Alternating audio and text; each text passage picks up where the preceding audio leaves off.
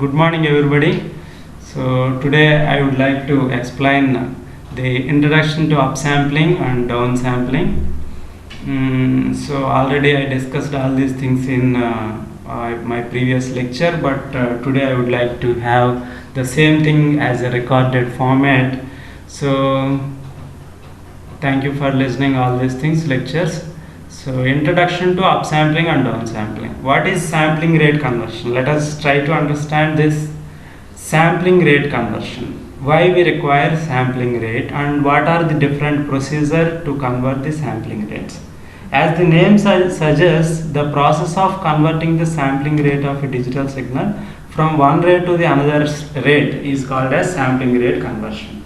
So in this process we have two different things. One is upsampling, second one is downsampling. So upsampling means we increase the sampling rate by introducing the zeros, and downsampling means we reduce the sampling rate by decreasing, dropping some of the samples. But simply, is it the same process we do by simply introducing zeros and simply dropping the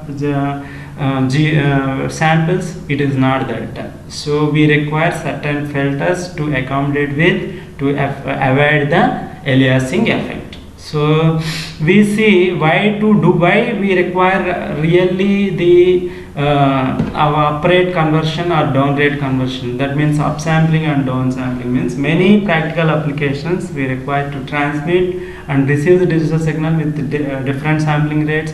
We have audio applications are there. For example, CD is with different sampling rate, and broadcasting is with sampling rate, which reduces the complex computational complexity. Sometimes if we want, we increase the sampling rate. If we want, we can reduce the sampling rate. So the effective utilization of the samples, so that reduces the sampling, that reduces the computational complexity. If we don't require that many number of samples for CD application, why we have to use more number of samples? In that way we can really reduce, in a dynamic way we can reduce the sampling rate conversion.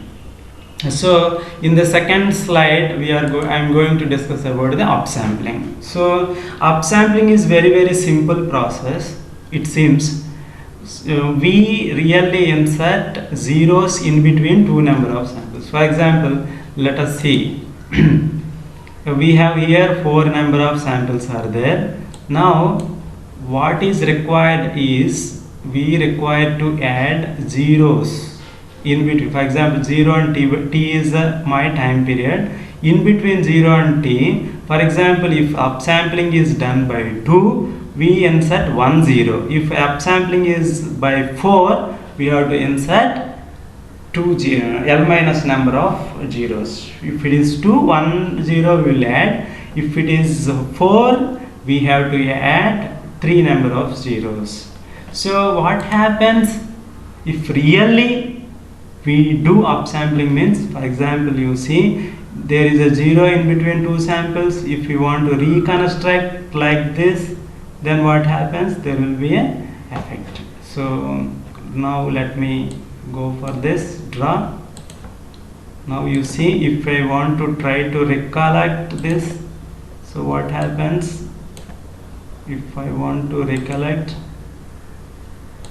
then it will be like this, but original sample is this way. So you can understand that there is a lot of difference between the original sample and reconstructed sample. So by introducing these zeros, that is affecting the overall efficiency of the system. So that we have to avoid by bringing all these zeros to at least this level. How to do this? So after upsampler we require, upsample symbol is this one, we require a filter, that is a low pass filter. We require a low pass filter.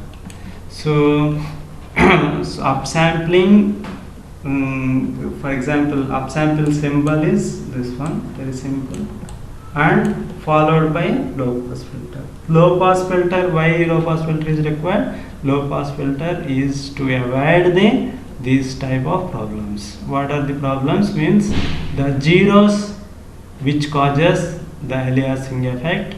So to avoid this, to bring up all these zero samples to a equal levels to the adjacent samples, we require this type of low pass filter operation after upsampling.